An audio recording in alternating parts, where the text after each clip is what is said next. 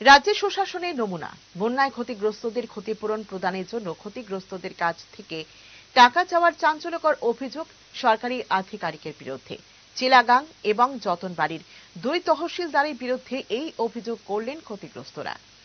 করবুক মহকুমার অন্তর্গত নিজ চন্দ্রপাড়ার পরিবারগুলো চলতি বছরে গত আগস্ট মাসে রাজ্যে প্রবল বন্যায় ক্ষতিগ্রস্ত হয়, কিন্তু তাদের অভিযোগ প্রায় ৩ মাস সময় পার হয়ে গেল এখনো এই পরিবারগুলো ক্ষতিপূরণ পায়নি।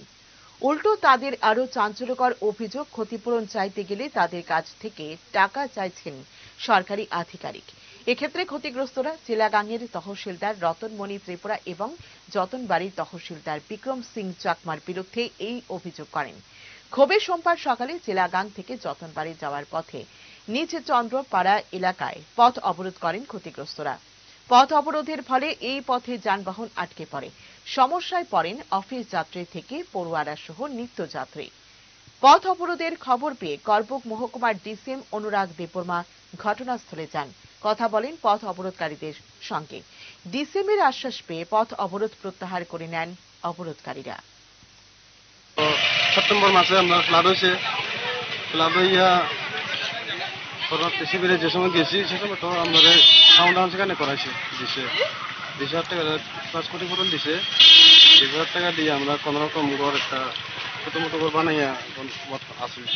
আরো ২ কিস্তি হওয়ার কথা ১,০০,০০০ টাকা, এই টাকা দিয়ে এখনো পাইছি না। এই লেগে আমরা আজকে